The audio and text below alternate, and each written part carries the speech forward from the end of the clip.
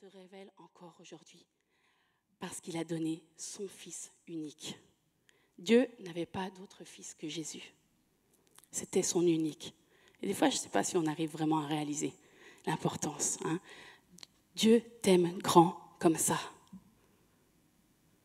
La deuxième chose qu'on peut voir, c'est qu'il a tant aimé qu'il a donné son Fils. Son Fils n'est pas venu pour apaiser la colère du Père, mais le Père l'a envoyé à cause de son grand amour. Notre Père a donné ce qu'il avait de plus cher. Pourquoi? Ou peut-être pour qui plutôt?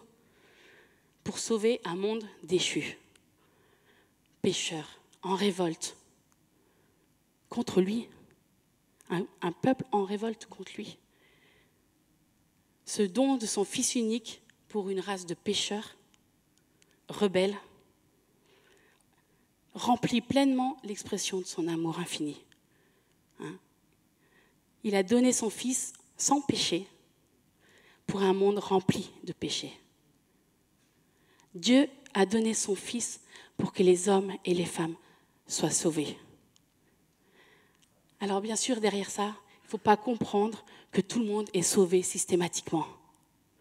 Mais ce don que Dieu a fait de donner son Fils, c'est la porte d'accès pour que chacun puisse faire le choix de recevoir le salut, la vie éternelle.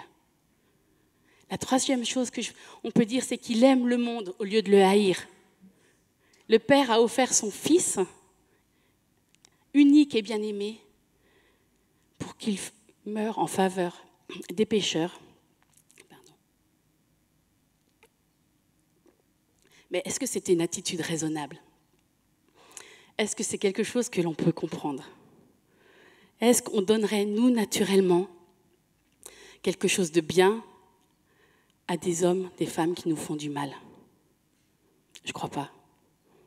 À moins d'avoir la dimension de cette bénédiction qu'il y a derrière. Si on va dans Matthieu 5, 44. « Mais moi, je vous dis, aimez vos ennemis.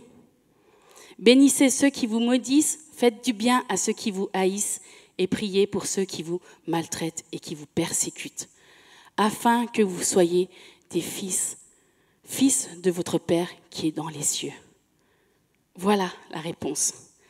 Si nous pouvons aimer ceux qui nous font du mal, c'est parce que l'on a compris la dimension qu'il y a derrière. On a compris que nous sommes des fils et des filles du roi des rois. On a compris notre appartenance. Malheureusement, souvent notre appartenance, elle est oubliée. Et je crois qu'il faut proclamer, il faut croire, il faut comprendre que quand vous avez donné votre vie à Jésus, vous avez changé de royaume. Vous avez changé de lieu et vous appartenez au roi des rois et vous êtes des princes et des princesses. Et j'aimerais qu'on prenne ce chant maintenant qui dit qu'on est des fils et des princesses, qu'on n'est plus esclaves. Alors, ce n'était pas prévu, c'est venu ce matin, mais qu'on puisse vraiment le chanter de tout notre cœur et proclamer dans nos vies.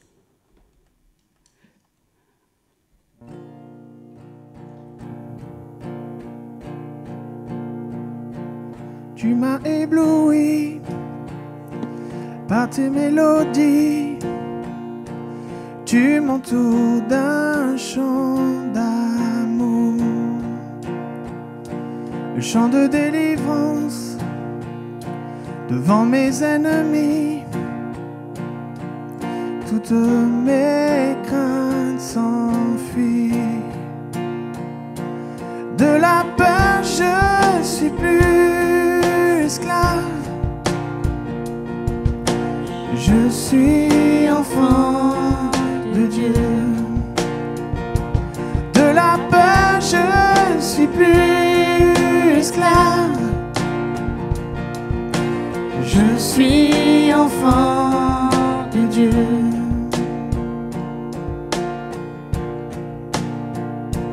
Avant ma naissance, tu m'avais choisi, appelé par mon nom. Tu m'as adopté, je suis de ta famille. Ton sang coule dans mes veines. Alléluia. De la peur, je suis plus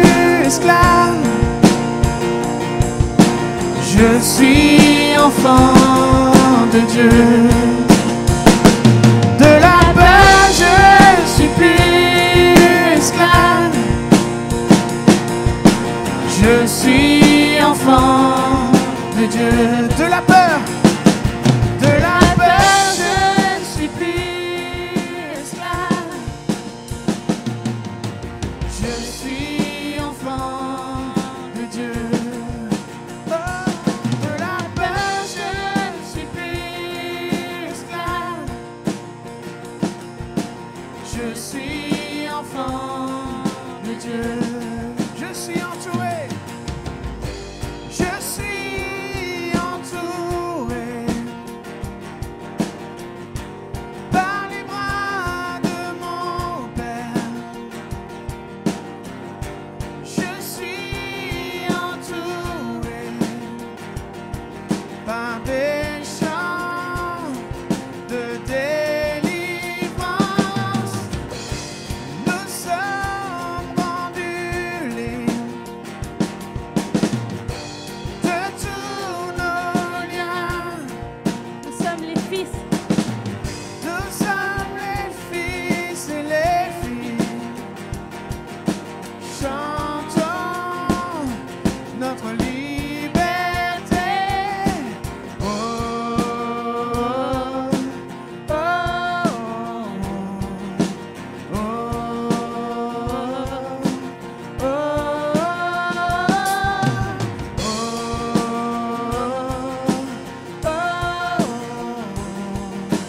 oh,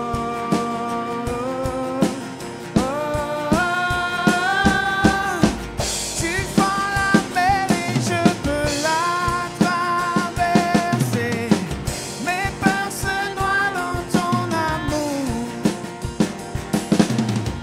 Tu m'as sauvé, alors je peux chanter. Je suis enfant de Dieu. De la peur, je suis plus esclave. Je suis enfant de Dieu. Alléluia. De la peur, je suis plus esclave. Je suis enfant de Dieu. Alléluia, je suis enfant de Dieu. Amen. De la peur, je ne suis plus esclave. Si tu sais à qui tu appartiens, tu n'as plus peur. Tu es l'enfant de Dieu. Satan a essayé de détourner cela dès Genèse 3. Adam a brisé l'alliance avec son Dieu en désobéissant. Satan a amené le mensonge. Et c'est ce qu'il essaye encore de faire en amenant le doute à chaque instant dans nos vies. Mais si tu fais confiance à ton Dieu, si tu es fils du roi des rois, tu n'as pas de crainte. La troisième chose qu'on peut voir dans ce verset, c'est qu'il est venu pour éviter aux hommes de périr. Son amour est destiné à toute l'humanité. C'est sa manifestation de son amour pour nous. Non seulement Dieu nous a créés pour nous aimer, pour nous chérir, pour nous sauver. Mais si nous lisons bien ce verset, il est écrit « afin que quiconque ». On a entendu quand Audrey a prêché aussi pendant la campagne d'évangélisation, c'est qui quiconque? Quiconque, c'est chacun de nous. On est tous des quiconques, elle disait. Et si on va dans la version encore Summer, il est écrit « pour tous ceux qui placent leur confiance ». Ça veut dire que c'est pour tout le monde. Ce n'est pas uniquement pour une personne, c'est pour tout le monde. Pour tous ceux qui placent leur confiance en lui, qu'ils échappent à la perdition et qu'ils aient la vie éternelle. Nul n'est obligé de périr. Dieu nous a donné un moyen par lequel tous peuvent être sauvés. Mais il faut juste reconnaître notre Seigneur, Jésus-Christ, comme notre Sauveur personnel. Et qu'après, nous avons la vie éternelle. Nous devons faire cette démarche. La porte est ouverte. C'est à nous de faire le pas. Ce qui nous est demandé, en fait, ça semble et ça reste simple. Des fois, ce n'est pas simple parce que nous sommes compliqués. Ce qui est demandé à tout homme et à toute femme, pour qu'ils ne périssent pas, qu'elles ne périssent pas, dans son péché, dans sa misère. Et ça, je pense qu'il n'y a personne qui a envie de mourir dans son péché, dans sa misère. C'est uniquement de croire en son Fils. C'est-à-dire, encore une fois, de mettre sa confiance en lui. Ce mot « uniquement » semble peut-être léger, mais ce mot « uniquement » veut dire que ça doit être simple. Ça doit être simple de faire confiance à notre Dieu. Et ça veut dire simplement abandonne. Abandonne tout contrôle sur ta vie. Ce uniquement veut dire que nous devons faire une totale confiance à notre Dieu, chaque seconde de notre vie, pour tout domaine de notre vie, et sans rien reprendre. Et c'est là le défi. Parce que des fois, on abandonne tout, mais on reprend trop vite, parce qu'on a l'impression que Dieu ne répond pas. On a l'impression qu'il faut lui donner des autres solutions. On est des impatients. Et je crois que faire confiance à Dieu, c'est aussi être patient et attendre le temps de Dieu. Dieu n'est pas sourd. Dieu n'est pas sourd. Et Dieu n'a pas besoin que tu lui donnes des plans B, C ou D. Dieu est Dieu. Dieu reste Dieu. Dieu est celui qui tient ta vie entre ses mains et qui va faire que toute chose concourt pour ton bien, si tu lui fais confiance. Ça, c'est dans Romains 8, 28. Et il est celui qui, dans Jérémie 29, 11, a des projets de paix et non de malheur, car il veut te donner un avenir et de l'espérance. C'est pour cela aussi que Dieu t'a créé. Oui, pour tout ça, il faut abandonner. Il faut abandonner le contrôle sur nos vies, abandonner nos propres désirs entre les mains de Dieu.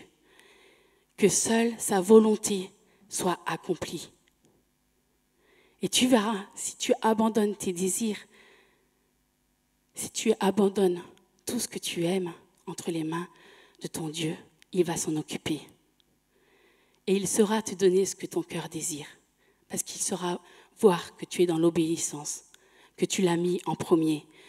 Dans Psaume 37, 4, il est écrit « Fais de l'Éternel tes délices et il te donnera ce que ton cœur désire. » Comment il faut comprendre ce verset ? Il me donnera tout ce que mon cœur désire ? Oui, mais il y a une condition. Tout d'abord, fais de l'Éternel tes délices. Et ensuite, il te donnera ce que ton cœur désire. C'est comme dans ce verset, Matthieu 6, 33. Cherchez premièrement le royaume et la justice de Dieu. Et toutes ces choses vous seront données par-dessus tout. C'est quoi toutes ces choses ? Toutes ces choses, c'est tout ce que Dieu sait que tu as besoin. Il va te les donner. Mais avant tout, cherche premièrement son royaume. Cherche sa présence. Cherche à l'honorer. Mets Dieu en premier. Mets Dieu en premier dans ton cœur. Réjouis-toi d'abord avec ton Dieu. Mets ta joie en lui, ta confiance en lui. Et ensuite, Dieu agira. Et souvent, des fois, on ressort un peu des versets, des contextes. Et j'aimerais qu'on reprenne Psaume 37, 3 à 5, pour voir ce verset 4, là où il se situe. Psaume 37, 3 dit « Confie-toi en l'Éternel et pratique le bien. Aie le pays pour demeure et la fidélité pour pâture. Fais de l'Éternel tes délices, et il te donnera ce que ton cœur désire. Recommande ton sort à l'Éternel, mets en lui ta confiance, et il agira. » À nouveau, il nous est demandé, confie-toi en l'Éternel, fais-lui confiance, pratique le bien, aie le pays pour demeure, garde-toi fidèle. Verset 5, recommande ton sort à l'Éternel. Dieu veut agir, Dieu veut nous donner le meilleur, mais on a notre part à faire. Dans la version Semeur, le verset 5 dit « C'est à l'Éternel qu'il te faut remettre tout ton avenir. Aie confiance en lui et il agira. » Dieu a qu'un seul plaisir pour nous, c'est de déverser son amour en nous. Un homme a écrit « Quand l'Église comprendra l'amour dont Dieu a aimé le monde, elle ne s'accordera aucun repos tant que les empires les plus grands et les îles les plus minuscules n'auront pas été gagnés à l'Évangile. » Tu l'as aussi, Noémie ? Voilà. Quand l'Église comprendra l'amour dont Dieu a aimé le monde, elle ne s'accordera aucun repos tant que les empires les plus grands et les îles les plus minuscules n'auront pas été gagnés à l'Évangile. Quand je lis ça pour ma propre vie, je me demande des fois si on a vraiment compris l'importance de l'amour de notre Dieu et de l'importance de notre rôle sur cette terre. Pourquoi Dieu nous a mis sur cette terre ? Est-ce que c'est vraiment pour vaquer à nos occupations, nos loisirs, nos désirs ? Mon cœur est sans jugement, ou plutôt peut-être pour ma propre vie. Mais qu'est-ce que je fais pour faire avancer l'Évangile dans ce monde, sur cette terre, autour de moi, pour être déjà un peu plus petit ? Comment nous comportons-nous avec ceux qui nous entourent, chrétiens ou pas chrétiens ? Que ton règne vienne, c'est aimer. Si l'on veut que son règne vienne, nous devons répandre son amour. Aimer, c'est voir l'autre plus grand que soi. Philippiens, je vois Philippe au fond et je dis Philippe. Philippiens 2:3. Que l'humilité vous fasse regarder les autres comme étant au-dessus de vous-même. C'est fort, hein ? C'est vouloir voir les autres plus grands que nous. Aimer, c'est pratiquer l'honneur. Romains 12:10. Par amour fraternel, soyez pleins d'affection les uns pour les autres. Par honneur, usez de prévenance réciproque. 1 Pierre 2:17. Honorez tout le monde. Là, c'est clair. Honorez tout le monde. Aimez les frères. Craignez Dieu. Honorez le roi. Aimer, c'est encourager. Et on peut encore reciter Romains 12:10 qui dit « Soyez pleins d'affection les uns envers les autres ». Hébreux 13:1 « Persévérez dans l'amour fraternel ». Aimer, c'est répandre son amour, c'est répandre l'amour de Dieu. Jean 13:34. Moi, j'aime m'appuyer sur la parole. Donc, je vous donne beaucoup de versets parce que pour moi, j'aime m'appuyer sur la parole. C'est la parole qui me parle à mon cœur. Je vous donne un commandement nouveau. Aimez-vous les uns les autres comme je vous ai aimé. Vous aussi, aimez-vous les uns les autres. Jean 15:12. C'est ici mon commandement. Aimez-vous les uns les autres comme je vous ai aimé. 1 Pierre 1:22. Aimez-vous ardemment les uns les autres, de tout votre cœur. Ce n'est pas juste apprécier celui qui est à côté de nous, c'est l'aimer ardemment. Aimer, c'est partager ce que nous recevons. C'est reconnaître que tout ce que l'on a vient de Dieu. Tout ce que tu as, c'est Dieu qui te le donne. Je pense qu'on ne le réalise pas.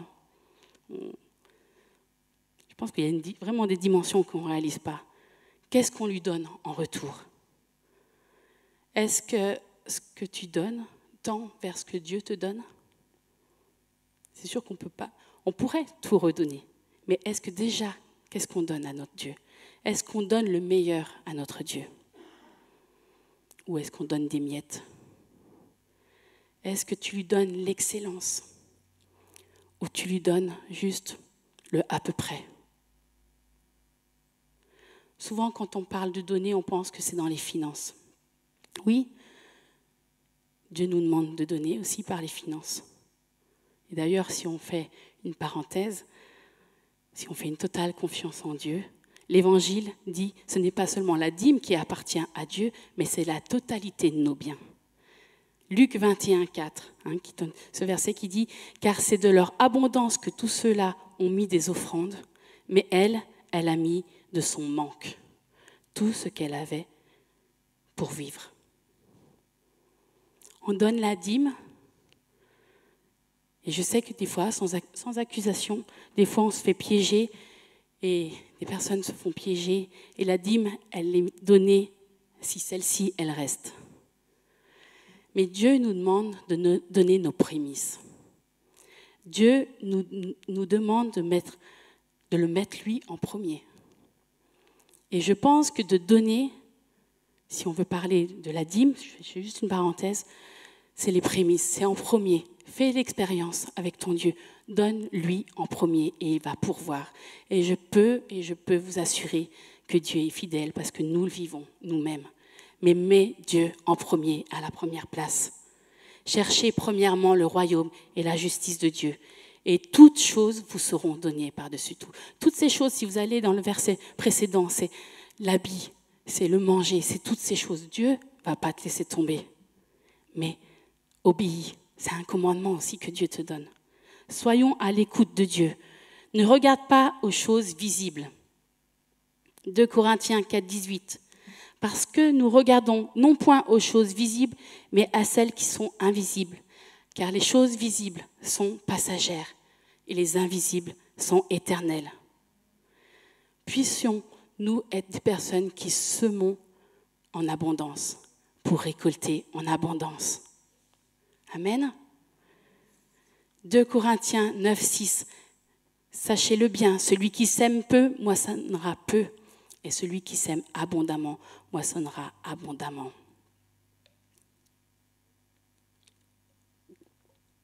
Aimer. Aimer, c'est adorer Dieu. Aimer, c'est l'intégrité. Aimer, c'est manifester la gloire de Dieu. Aimer, tu peux mettre le diapo, Noémie, c'est exceller pour Dieu, c'est-à-dire lui donner le meilleur. Non pas chercher la perfection, l'excellence, ce n'est pas la perfection, mais c'est donner tout ce que l'on peut donner. Aimer, c'est répandre l'amour de Dieu autour de nous. 1 Corinthiens 13, 1. Si je n'ai pas l'amour, je ne suis rien de plus qu'une trompette claironnante ou une cymbale bruyante. Pour ma part, je n'ai pas envie d'être quelqu'un qui fait juste du bruit et qui ne porte pas de fruits. Une trompette claironnante ou une cymbale bruyante, c'est quelque chose qui fait du bruit et qui agace. Et c'est plus semer du trouble que de semer l'amour.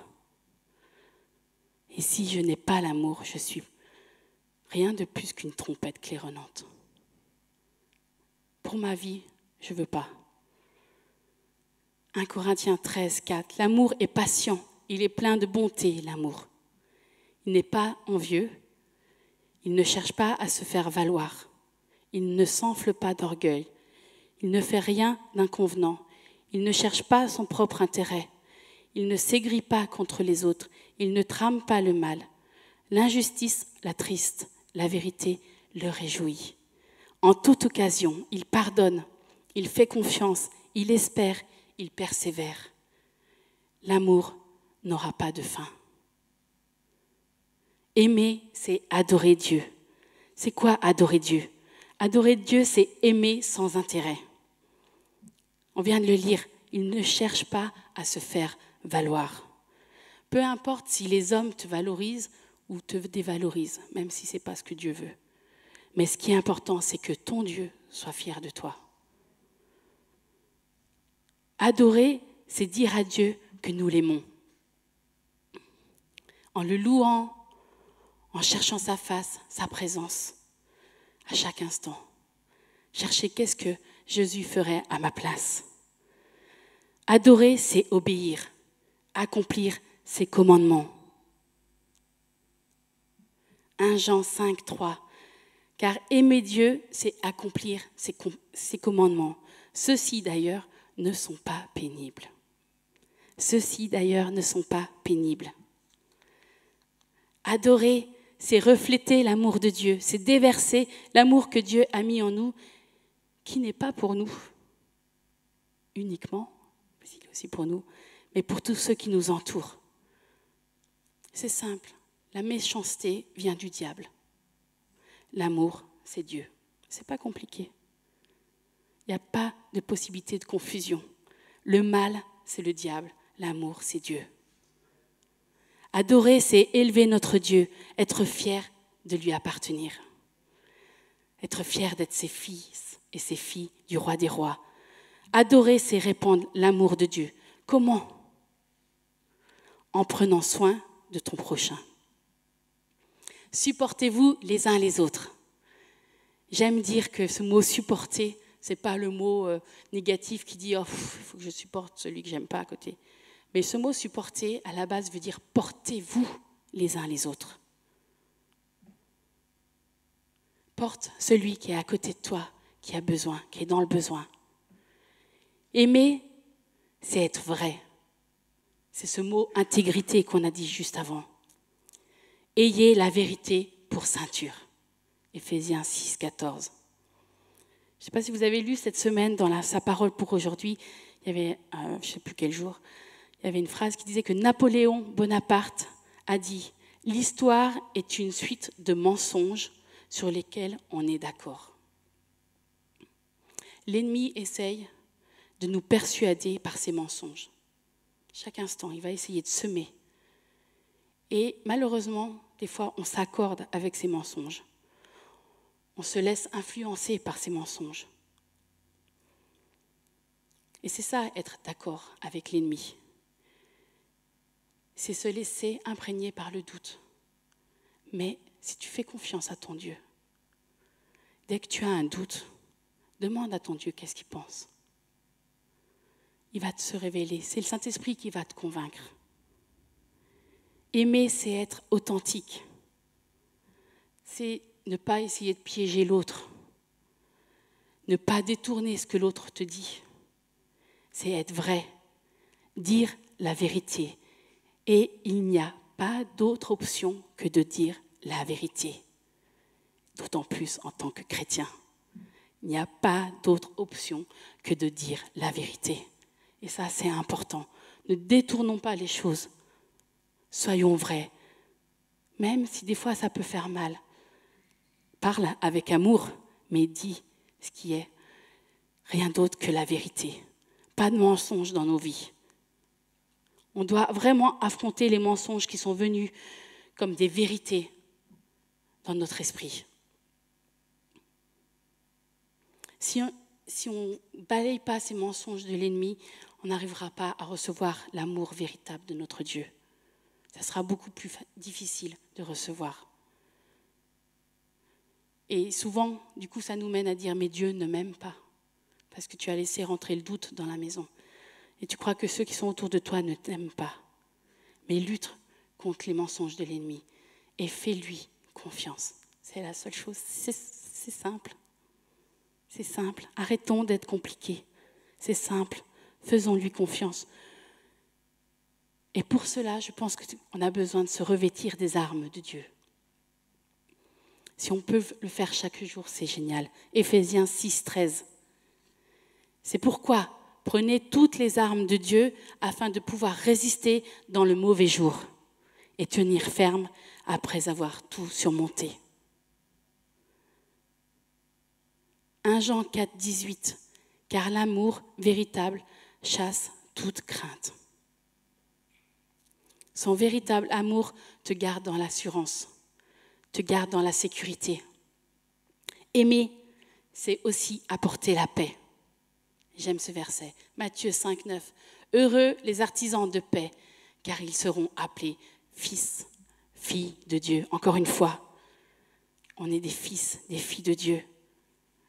Et même si je sais que Dieu est grâce, moi je préfère mettre tout en œuvre pour obéir à Dieu et être aussi une artisane de paix, car je veux être appelée fille de Dieu. Amen. Proverbe 10, 12 dit « La haine excite les querelles, mais l'amour couvre toutes les fautes. » Jean 13, 35. À ceci, tous connaîtront que vous êtes mes disciples, si vous avez de l'amour les uns pour les autres. Encore une fois, si vous avez de l'amour les uns pour les autres, je vous reconnaîtrai comme mes disciples. Est-ce que nous sommes ses disciples ce matin ? Est-ce que nous savons à qui nous appartenons ce matin ? est-ce qu'on peut faire un choix ce matin de répandre son amour autour de nous, autour de tous ceux qui sont autour de nous? Arrêter d'être des égoïstes, de vivre pour soi-même. Est-ce que l'on peut donner ce que Dieu nous donne? Dieu a mis plein de choses en nous. Pas uniquement pour nous, pas uniquement pour nous faire grandir, mais pour pouvoir répandre autour de nous. J'aimerais te dire ce matin, décide de partager l'évangile autour de toi. Le monde a besoin de Dieu. Le monde a besoin de Dieu. Et nous sommes ses témoins. Dieu veut nous utiliser tous. Tous. Ce n'est pas uniquement le pasteur, uniquement les responsables, les anciens, c'est tous. Dieu nous veut tous. Qui est notre roi? À qui nous appartenons? Dans quel royaume nous êtes maintenant? Dans quel royaume vous êtes? Est-ce que notre roi ne mérite pas d'être répandu sur toute cette terre? Est-ce que notre roi ne mérite pas d'être connu? Amen. Qu'est-ce que l'on fait pour ça? Je veux juste vous laisser avec ces questions ce matin, que vous puissiez à l'intérieur répondre et dire, faire un choix. Seigneur, je veux faire le maximum. Il faudra combattre jour après jour, on le sait. Parce qu'il y en a un qui essayera de nous descendre, nous décourager. Mais est-ce qu'on peut faire un choix? Ne te dis pas, je ne fais pas le choix parce que demain je vais abandonner. Non, fais le choix.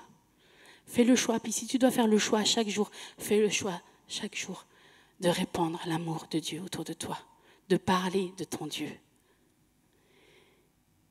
Et si tu ne connais pas ce roi auquel tu appartiens, parce que ce roi, il est juste infini, c'est le Dieu de l'impossible.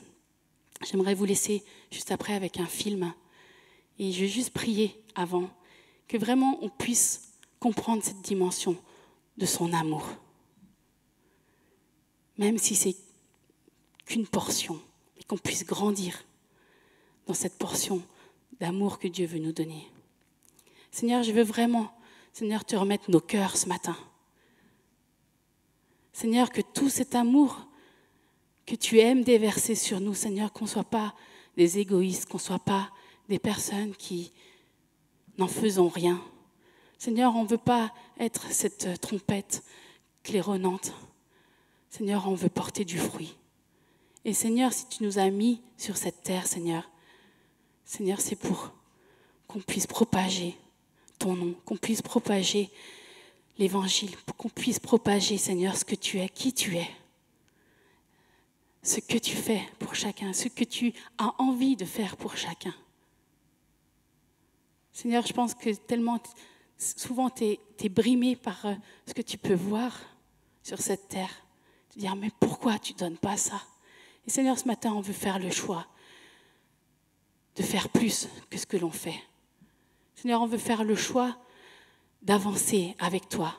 On veut faire le choix d'abandonner notre zone de confort ce matin. Seigneur, on veut te mettre en premier. Seigneur, on veut chercher d'abord ton royaume et s'appuyer sur cette parole qui dit que toutes choses nous seront données par-dessus tout.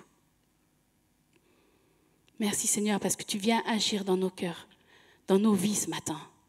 Seigneur, on n'est pas là juste parce que c'est dimanche, mais Seigneur, on veut recevoir ta parole. Seigneur, on veut que Seigneur, il y ait quelque chose de plus ajouté ce matin dans nos vies quand on repart d'ici. Seigneur, merci. Parce que tu viens te révéler encore dans ton amour ce matin et tu viens nous bénir.